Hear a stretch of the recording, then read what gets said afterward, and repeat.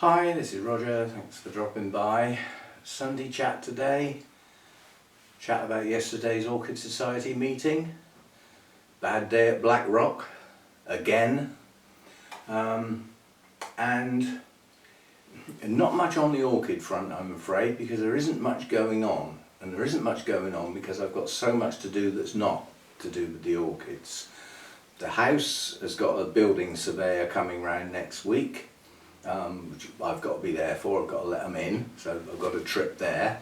That's half a day gone and it's right in the middle of the day as well.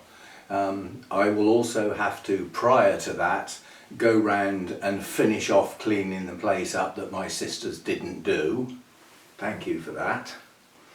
And clear up the conservatory, get the electrics out and everything, which was always planned to do. There was no rush on that, there still isn't any rush on that, but I prefer to get the place ready for somebody to come and visit if they're gonna, if they're gonna survey the place. It would be better if it was finished off and tidy, so we've got that to do.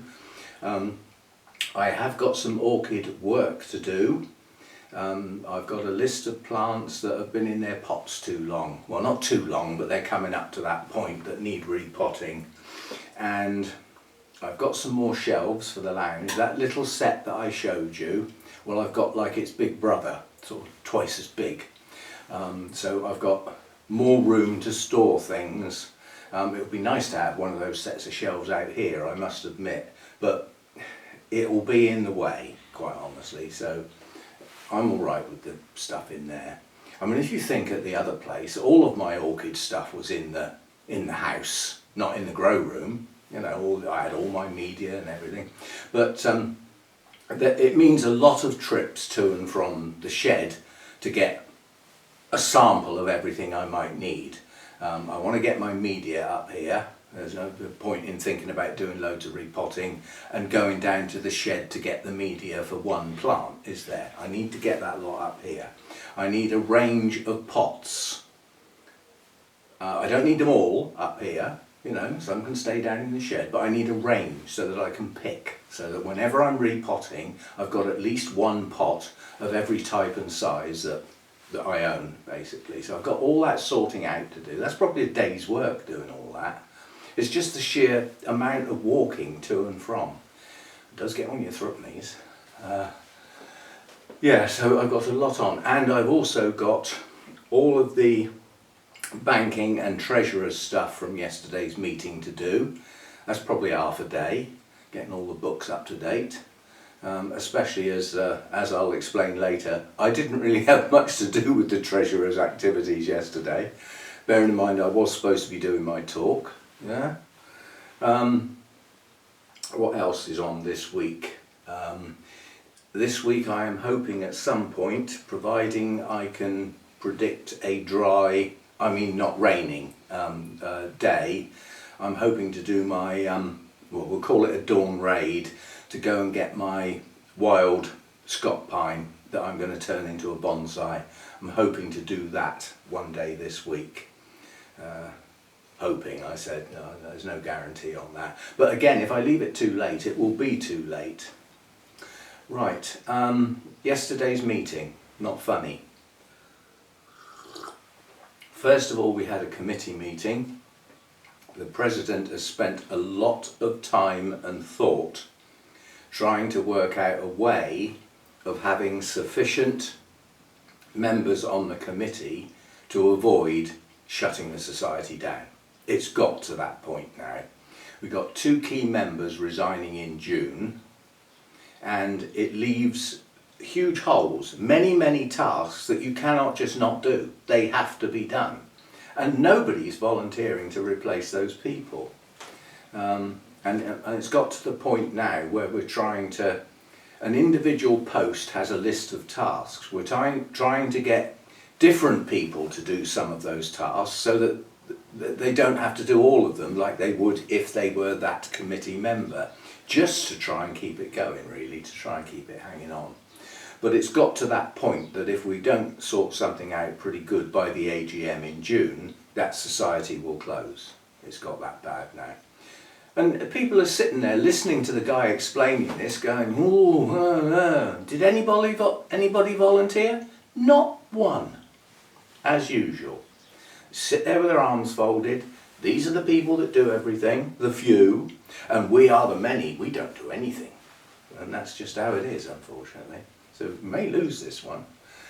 Anyway, it was my talk, wasn't it? So once we got the meeting out of the way, it suddenly dawned on me that the guy who deals with the sound system and everything has decided not to come. So we've got no sound system because he's got it. That's got to stop. The sound system needs to be in our storage cupboard at the venue, and on the odd occasions where it's wanted somewhere else, which basically is the 2 shows, so twice a year that sound system is wanted somewhere else. And arrangements will have to be made to remember to take it at the meeting before the show. Somebody takes the sound system and then brings it to the show. It's not rocket science. Anyway, I've got a talk to do. So there is a society laptop, but it's sort of old school, you know, old style memory and everything like that, and it's very slow. And I thought, well, I'll just take my laptop in. It's much easier to just unplug my own laptop and take it. And they've got their own projector, so it all sounded good, didn't it? Yeah. So I got my projector out. I got my laptop out, got that all set up.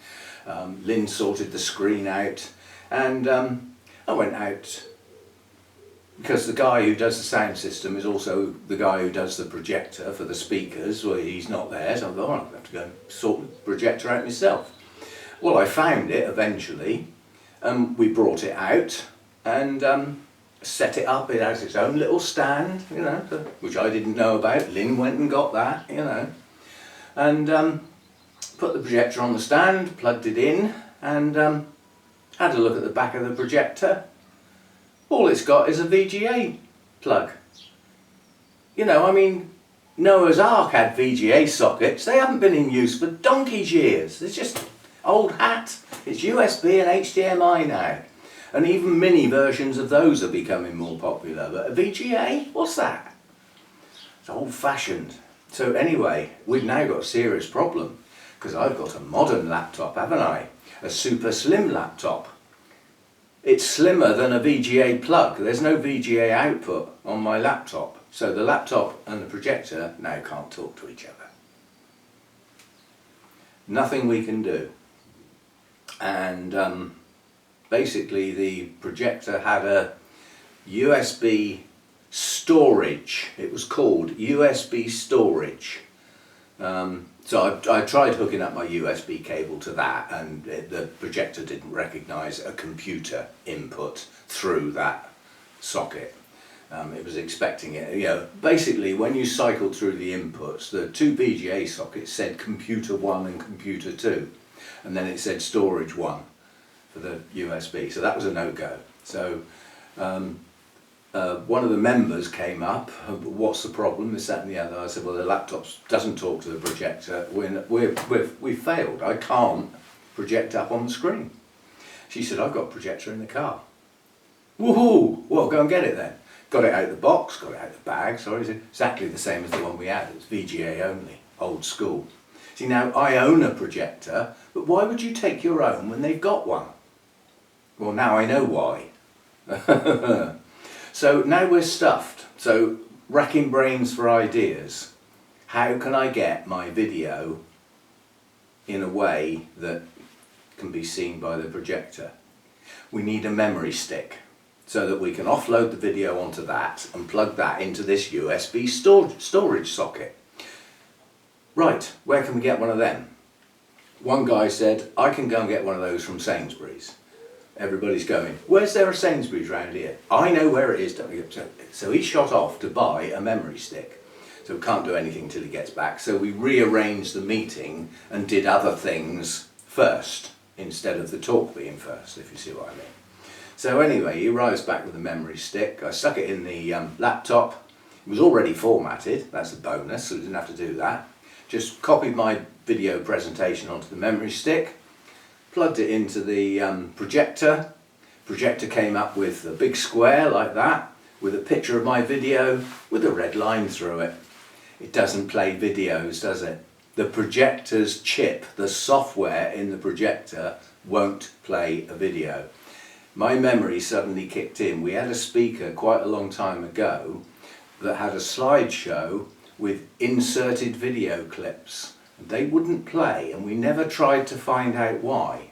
Well, that video, you have to bear in mind, you're not talking about the light or the lens, you're talking about the software within the machine. Yeah, and so it won't play a video. So that's it, we've had it. Right, rack our brains again. Are we going to fail miserably or try and do something? And I said, well, all I can do, all the component parts of my talk are still on the laptop. They haven't been archived. So all the pictures and everything that went into that talk are still on the laptop. So what I'll do is I'll try and get the folder with the pictures in. I'll copy the pictures onto the memory stick and see if what the projector makes of those. And up they all came, bar a couple. 2 or 3 had red lines through them. I didn't care, most of the pictures came up. So I've got 2 folders, both full of pictures. Tried to copy the second lot in and it said duplicate file names, do you wish to overwrite? So these 20 odd pictures in the first folder were called pick 1, pick 2, pick 3. And guess what they were called in the other folder? Pick 1, pick 2. And I also didn't take a mouse. I didn't think I needed one. So I've got no mouse. I'm not trying to rename 20 pictures without a mouse, without that precise control. So I said, well, all we can do is I'll get the first lot of pictures up, and there was an enter button, so you could sort of scroll across, select a picture, press enter, and it project, put it up full size. So all I can do is try and piece together via the pictures the basic flow of what the talk would have been. So it was incredibly disjointed, and I came home feeling really down. There's a lot of work went into getting that. The interaction between those that have seen it, the wild plants and the plants and the different places to grow them and everything. It took a lot of putting together. It just failed miserably. And that talk probably won't get used again anywhere. But at least it's on YouTube, I suppose. And I did invite people that if they wanted to see the real thing, then go and find my YouTube channel and watch it. So they had the choice. But it was so disjointed. With the 2 sets of pictures, we had to have a gap in between where we had the raffle. So by the time we got to look at the second set of pictures, I had to keep relating. I said, you're going to have to remember what these pictures look like because I'm going to refer back to them. So it was a mess, quite honestly, and I drove home not happy and very, very tired. Tired enough that when I got home I sat down, put the telly on with a bag of crisps and went to sleep after about half an hour and woke up at 10 o'clock in the evening. I was just absolutely exhausted. So I had no tea, I had no meal. Yesterday I had no meal. I had a piece of toast before I left and a piece of cake while I was there with a coffee, and then I had my bag of crisps and fell asleep. So that was my food intake for yesterday. I'm sure it won't do me any harm. I'll live. That's 2 meetings on the trot. If you remember the previous meeting at Wessex, we had the lady who was doing the talk broke down and got towed to a service station, and we actually set up a Zoom presentation from her car via her mobile phone. It's just doomed. And you know what they say, that things come in threes? I'm not going to the next meeting. I've had enough. Oh, what a performance. And it exhausts you, the mental pressure of thinking, trying to resolve issues. And as fast as you get a resolution, that fails. Another whack, whack, whack, whack. Planes were going down into the sea, left, right and centre. Mayday calls out everywhere. So not good, basically. And on top of a meeting that was a bit of doom and gloom, on the grounds that we could lose the society anyway, I don't know. Not a good day, as I said, bad day at Blackrock. Not good at all, and exhausting. And so as a consequence today, I'm filming late, it's nearly lunchtime. I must remember to have some.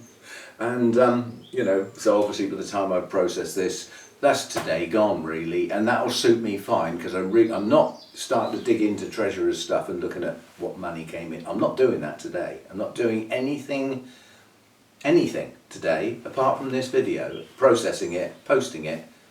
That's it, and food. I've got a nice big chicken to cook, so I'll be having a sort of pretend roast dinner. Nice roast chicken with some potatoes, carrots, peas, beans, or well, either beans, cauliflower or broccoli, and I haven't made my mind up yet. One of those three. I could have all three, couldn't I? It'd be really greedy. I haven't got a plate big enough. So I'm going to have a nice big meal this evening with a bottle of wine, and who knows, when that top comes off the wine, it might not need putting back on. Right. My daughter, Hannah, got a text from her. She's got some part of the money when the house is sold, Mum's estate. There is some allocated to her grandchildren, one of which is obviously Hannah, my daughter. She's got problems. Her utility bills, her energy costs have gone up, and she's like on a tight line, you know. And she's been ill, so she hasn't been to work. So can I have some of my money early, Dad? Because I'm not going to make it otherwise. So sort that out. I mean, I don't mind. I mean, she's entitled to it, and there's enough money already in the estate prior to selling the house, sort of thing. So I sent her some money today, so hopefully she can sort herself out. But that's the problem, the sort of work she does. You know, it's sort of paid by the hour work. And although it's 5 days a week regular work under normal circumstances, if she doesn't go to work, she doesn't get paid. So, you know, illness is not funny.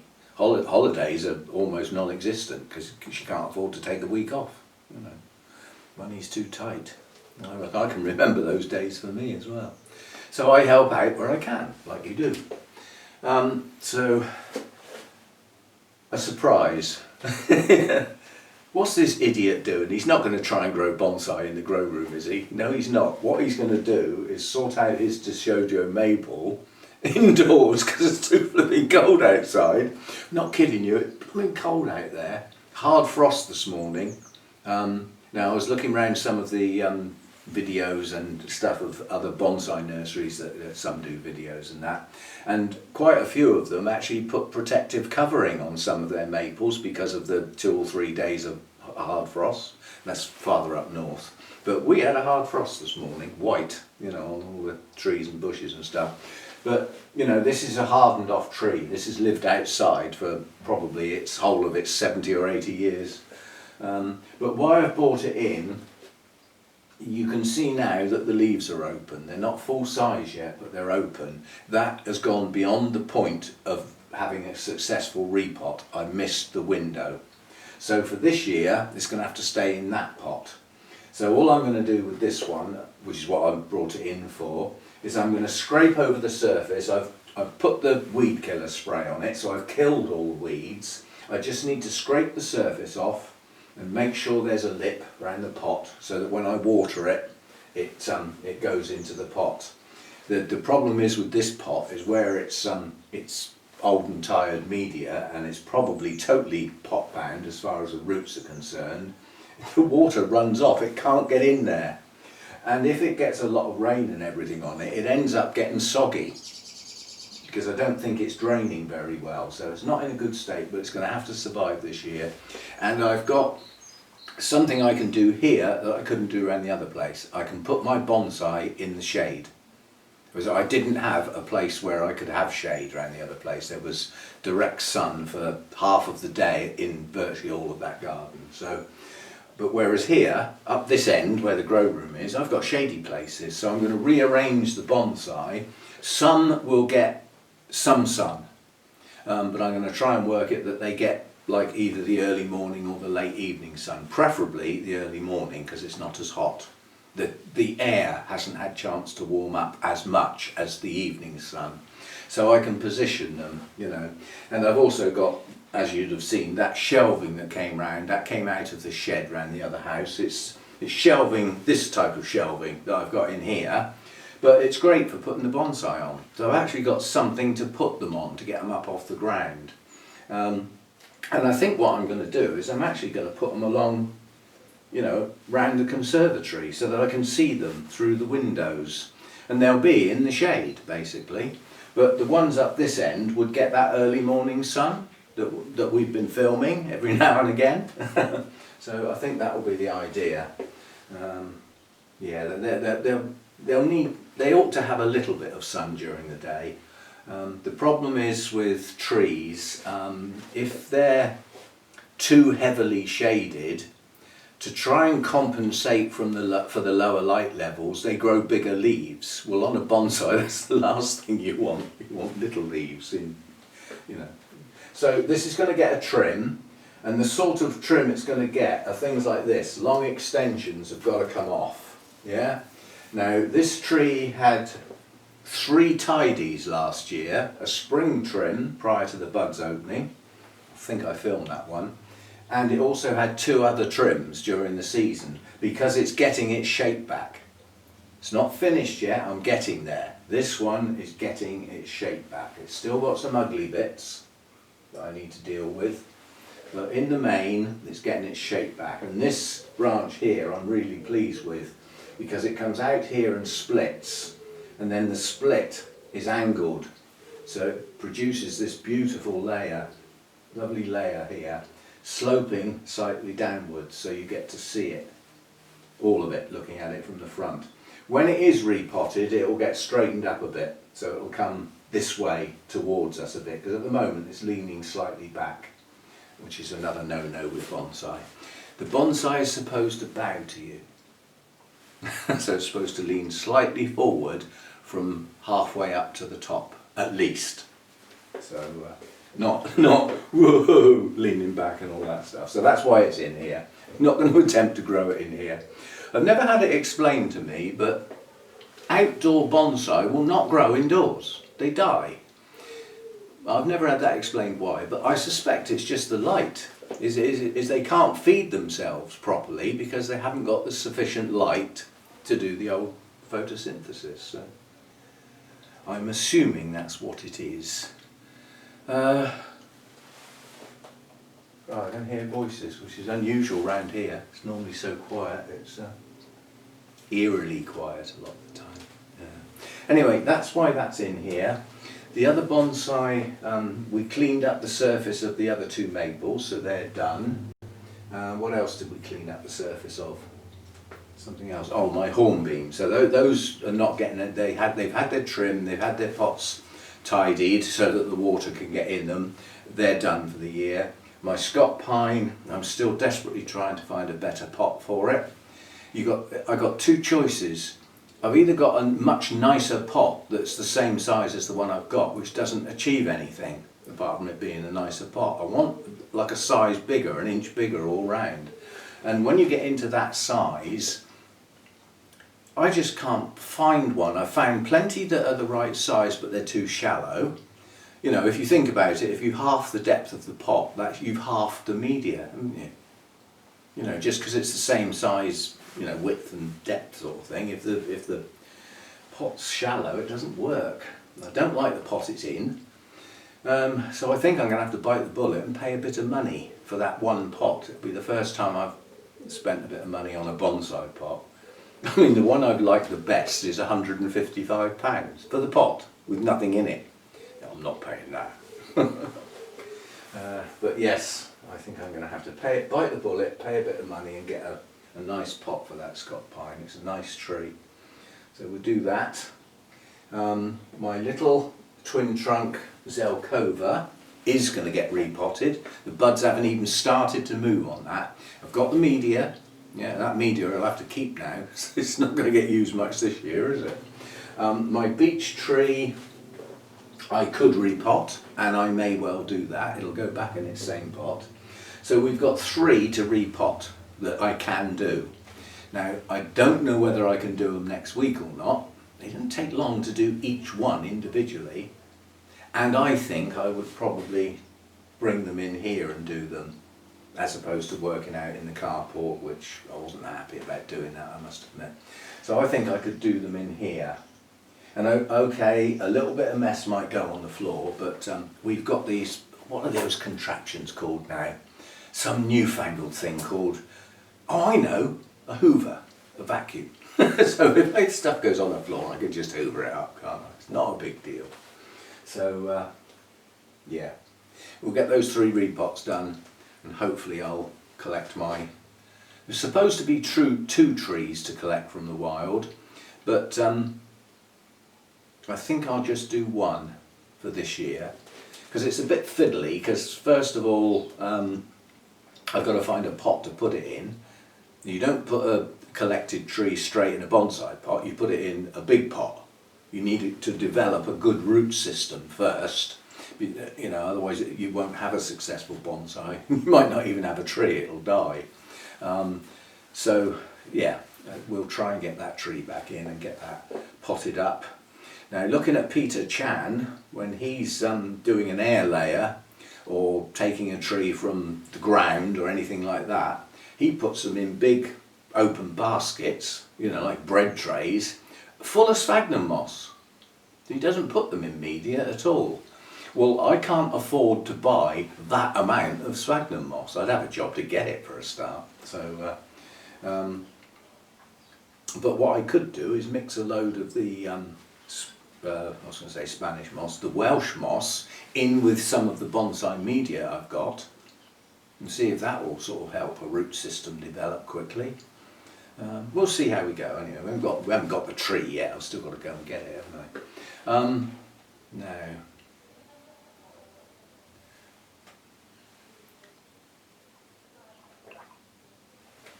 Yes, I'm just trying to work out where these voices are coming from, but because you can't see anywhere, can you? You know, nobody's 8 foot tall. I can't see heads poking up above the fences, can I? I mean, I took in a load of deliveries for next door that are out under the carport, and the guy did say that he would try and sort that lot out, because I've got a job to get through my gate at the moment with all his stuff is all on my side, you know, but the bit that is supposed to be for me. There was nowhere else to put it, it was raining. And he did say he'd clear that up today, so maybe they're going to have a go at that, I don't know. Maybe they're out in their back garden, maybe it's the people over there, maybe it's the people over there. I've got a neighbour there, a neighbour there, and a neighbour there and there. So, well, as most people have, unless you've got a place in the middle of nowhere and, you know, then you never hear any voices. Well, not those sort of voices anyway. So, more of a bonsai chat today than orchids, but I do have orchids to repot and or mount. Some of those haven't had that decision made yet. My 2 big Ristrepias, the ones I've had the longest, their media is well past tired. They need doing, and they often sulk when they get a repot, but they've both got very good big root systems, so providing I can get stuff in between those roots and get them bedded into a new media, they may sulk for a little bit, but then they should get going again. And we do have the problem with the bicarbonate of soda being used as pH up. Did a lot of reading and looking up and listening to some, well, reading some of the comments, and I bought this to try. I'm not promoting the product, I haven't even opened it yet, but it's called Potsil. It's potassium silicate, liquid. It says on here, Potsil is a modified horticultural grade liquid potassium silicate. It is a safe and easy to use treatment that provides supplemental potassium and silicon. Research proves that plants benefit from supplemental soluble silicon. Benefits include greater tolerances to cold, heat, drought, salinity, mineral toxicity, I can't say that, or deficiencies, improved growth rates, resistance to insects and fungus diseases. Sounds pretty good, doesn't it? Soluble silicone promotes natural fungal defense mechanisms in plants, significantly reducing and in many cases eliminating the need to use fungicides. I believe that when I see it. Silicon deposited within the plant cell walls makes plants resistant to small sucking insects. This increased strength will enhance leaf presentation and stem strength. Don't forget, this isn't an orchid product. It's not specifically for orchids. And then it says hydroponics. Most of you can accept that when you're using inorganic media, you are effectively growing hydroponically. I'm growing in organic media with bark, but because of all the air gaps, it's almost half. It's not growing in soil and it's not growing in a true hydroponic manner. So it's somewhere in between the two. You sort of accept it like that. Pot sill can be added to your nutrient tank as a supplemental additive, usually at the rate of, love it, 2 millilitres per 10 litres, not half a teaspoon per gallon, proper, measurable. Maintenance, 1 per 10 litres with your regular watering programme. Soil treatment, 2 millilitres per 10 litres of water. Foliar spray, add 2 millilitres to 10 litres of tepid water. Then it says see leaflet or website for further information. Basically you've got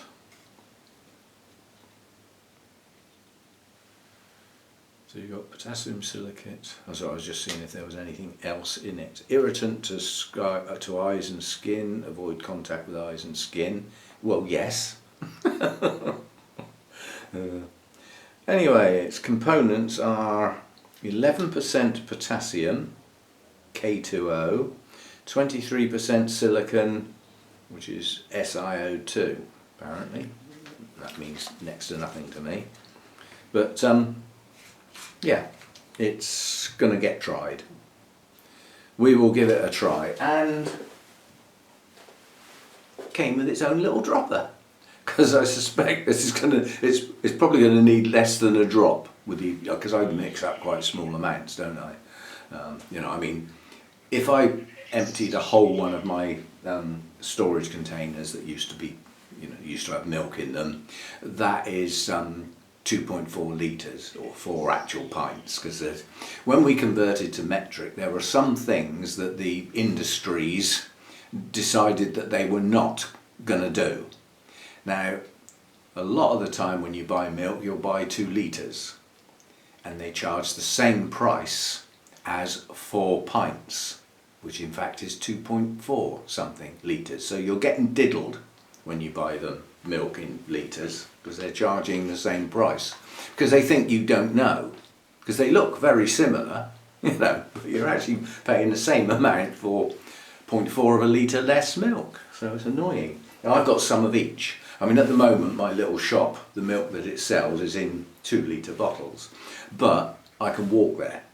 So, you know, I'll put up with that. But yeah, you know, if I'm mixing up one of those, you know, I'm looking at 2.5 litres. I suspect it's going to need like less than a drip. It's probably going to need half a drip, something daft like that. So there we go, we've got that to try. And I thought a good idea might be to recalibrate my pH meter before we start messing with it, because the amount of bicarbonate of soda I've been using to get the pH reading I want might not be right, because if my pH meter's out and it's reading low, then I'm putting too much in, and the pH I'm ending up with is quite a bit higher than what I'm really aiming at, because the meter's out. So first job, recalibrate the meter, and then we'll have a go at using this next time I feed. Now today, nothing's getting watered apart from the mounts that are going to get a spray, and that'll just be clean water. So that's just to keep them hydrated, basically. So there we go. Not a good meeting yesterday.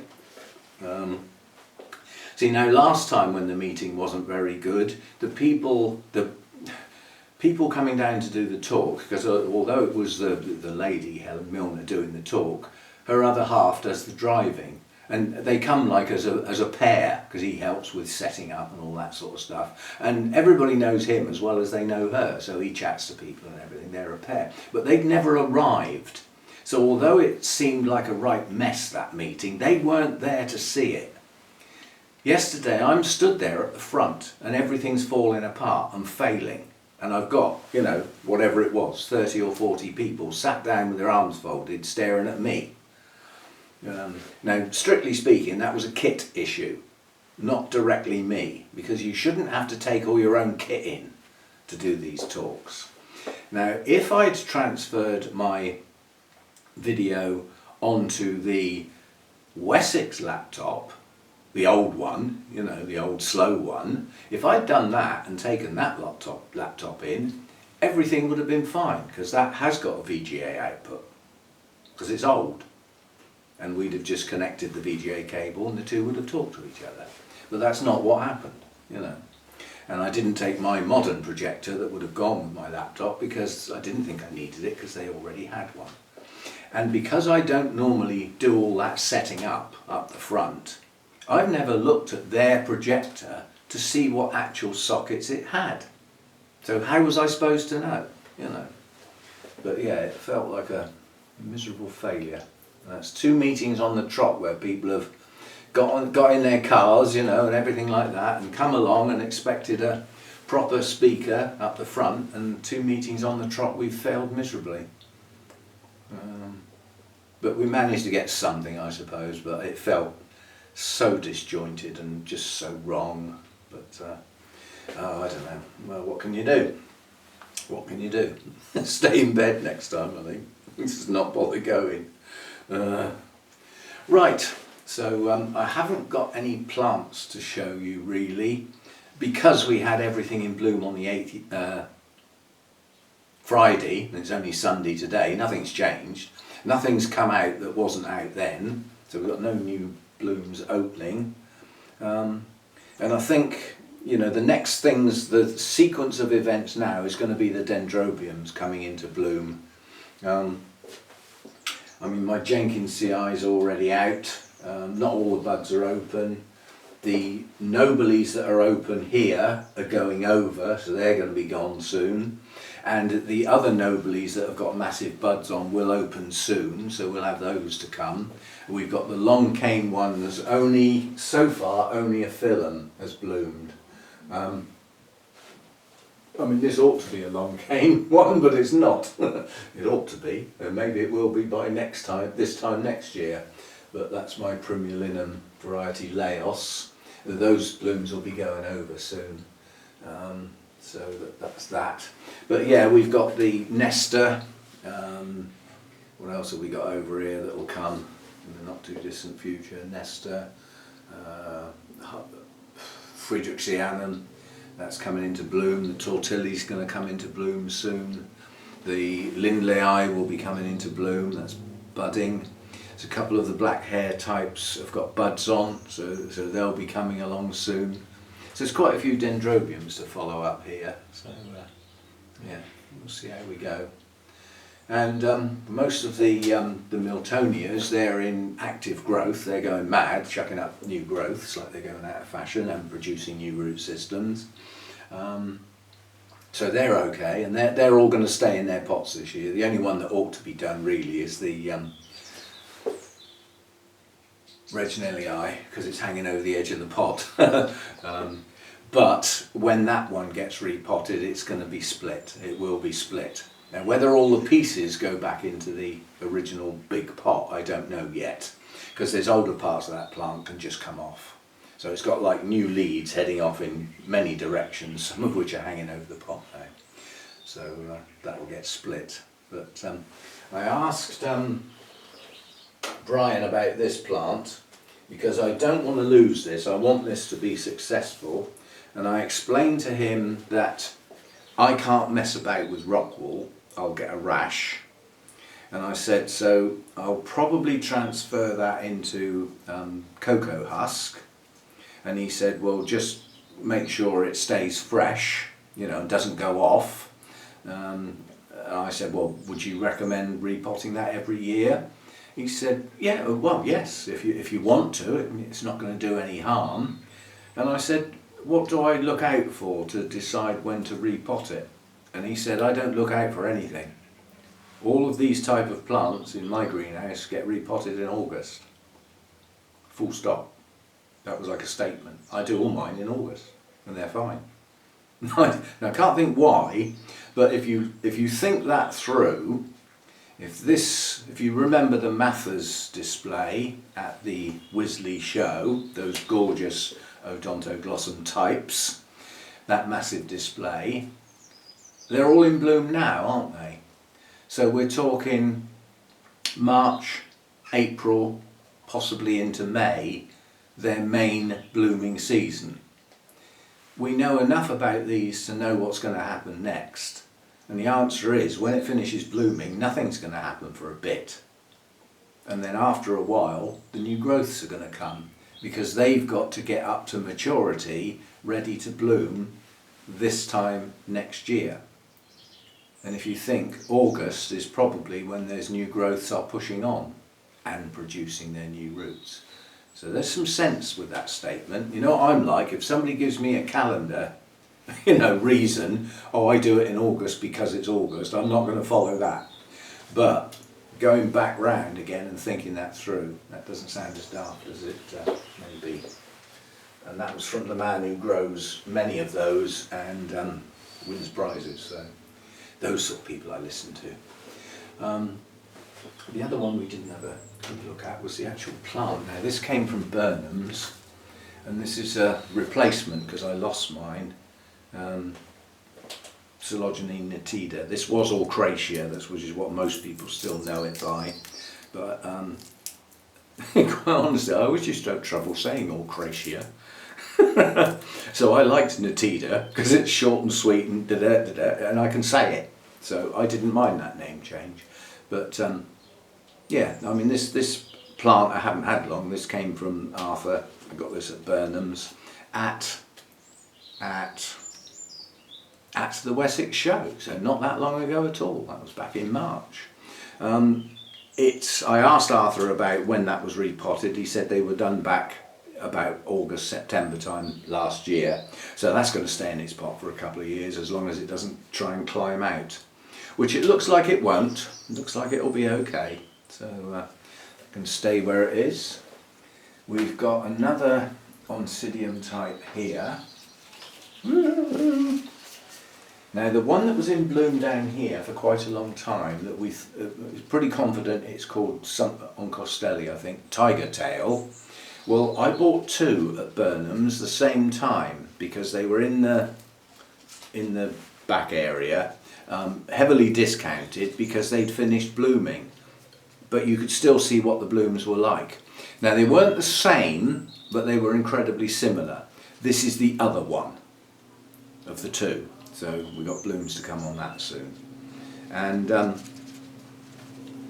the other thing I thought about was that this business with the bicarbonate of soda, if that has been messing up my fertiliser balance, and my pH meter may be a bit off as well on top of that, looking at what it was doing to my TDS reading, I think we might have an explanation why some of my leaves are getting a bit manky.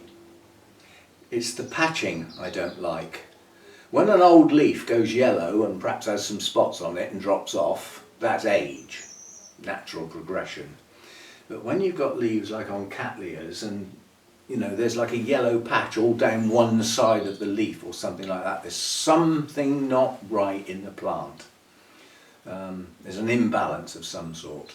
And I think that I've been putting more bicarbonate of soda in than perhaps I need to, and it's having an adverse effect on the roots and also the nutrient uptake and possibly the balance between those nutrients as well. So when I have been feeding my orchids, they haven't been getting fed very well. If you add into that, luckily, most of that was probably going on in the winter when they didn't get much anyway. The damage is probably limited, but we'll get it sorted. We'll get it sorted. We will, first of all, I'll get my meter calibrated, very important, so that I'm confident at that point it's right. Then we will mix up some feed to a strength that is average for in here, yeah? Then we will check the pH with a newly calibrated meter, and then we will put a drip of that stuff in and find out how much it goes up by. And if a drip of that makes it go up too much, then somehow or other I'm going to... Can you have half a drip? You can. You need a smaller dripper so that a smaller drip comes out, but I can sort that, don't worry. And then we'll have a look and see what that does to the pH and how much of it is needed, but I'm confident that that isn't going to do any harm, because at the level it's going to go in, it's not going to create an imbalance, because there's not enough of it, you know, compared with the other elements that have gone in through my normal feed. So it's not going to upset the balance. So we'll give it a try, and I'll video that, and we'll do that as like a little experiment. I'm not going to video calibrating the pH meter. There's 1,000 videos on YouTube showing you how to do that, including some of mine, you know, going back. I've done those as well, so go and look for one. I'm not doing it again. So we'll do that. And that'll have to be this week, because something's going to need feeding this week, so I'm going to have to get that done. So there we go. I'm going to leave it at that today. Thanks for dropping by. Not a very bright and cheerful sort of Sunday chat, because it's still buzzing in my head that, you know, yesterday didn't go right, and you know, you let people down and all that sort of stuff. It upsets me when that happens. Not directly my fault, but a few things I could have done could have avoided it. But you know, like I said, I shouldn't have to be thinking of the kit that they've already got. So I mean, I bought a separate projector for when I was doing those talks around the gardening clubs and the horticultural societies. Well, I don't do those anymore. Well, that's what I got my projector for, not for flipping orchid societies. They're supposed to have their own kit. You know, a speaker under normal circumstances turns up with a memory stick. You know, that's it. Or they bring their own kit. You know, some do, but de-risks it, I suppose. Anyway, thanks for dropping by. All those that have subscribed, again, thanks a bunch. It's Sunday. We do this on Sundays, don't we? If you're not subscribed, it would be nice if you did so. Don't cost you anything, despite the expression. But it helps the channel, and the old thumbs up helps the channel as well. YouTube have been giving me messages recently saying, you're getting more views than usual, but this is probably because you've been posting more videos. Well, that makes sense, doesn't it? Stating the obvious. But it means, you know, some videos are not going to be as popular as others. That's just the world we live in, you know. People enjoy different things to a degree. And some of the videos I put up this week have had quite low viewings. My Sunday chat is the one that always seems to get the most. Good, I like it. I've had a couple of new patrons on the Patreon site. Thanks for that, because that's like a monthly support. And relatively small amounts from lots of people really do help when we come to paying all the bills so that we can keep this flipping lot going. Because I could have walked away. I could have actually said, well, I'm just going to have a few orchids in the house. We'll do away with all this, and that way I won't have to pay so much rent. But we, collectively, including me, being selfish, wanted to keep all this going. And it's expensive. The place is expensive, so that's the logic behind that. But a few people have dipped in on the buy me a coffee. That's just a one-off, you know, just a thanks for this video type thing. A tip, as you could call it like that. That's still there. That's still there. A few items of merchandise have been bought now and again. You know, that's, as I said, at least you get something for that. But they put the place put its prices up, and the shipping costs have gone up. I've got no control over that, I'm afraid. They set the unit price, and then I increase it by an amount that I think is suitable as a profit for me, if you see what I mean. But then they add the shipping cost on top of that, which I don't see. So some of those items could be getting a bit prohibitive with their cost. But anybody who's bought some of that stuff, thank you. And another thing I always forget to say is that, you know, okay, if you're an orchid type person, you've come to see some orchid stuff and everything like that. If you've got orchid friends with Facebook or Instagram or something, you can always share this video. You can always share the link, the YouTube link, elsewhere. Yeah, so that other people get to see it and they may come full circle and come back round here and be a subscriber to the channel. So the shares are quite important as well. So it links more people into the possibility of coming back to the channel. So thanks for all that stuff. And yeah, channel's going along quite nicely now. I'm quite pleased, which is good stuff. It makes it worth getting out of bed in the morning. Although on yesterday I debate whether it would have been a nicer day if I'd just stayed in bed, quite honestly. Still, it's done now. It's done and dusted. All I got to do is clear up the treasurer's stuff, and that day can be forgotten. It won't be. It'll niggle at me, but it will eventually fade away to nothing. You know, as that's what happened. Can't be changed. So be it. See you next time. Thanks for dropping by.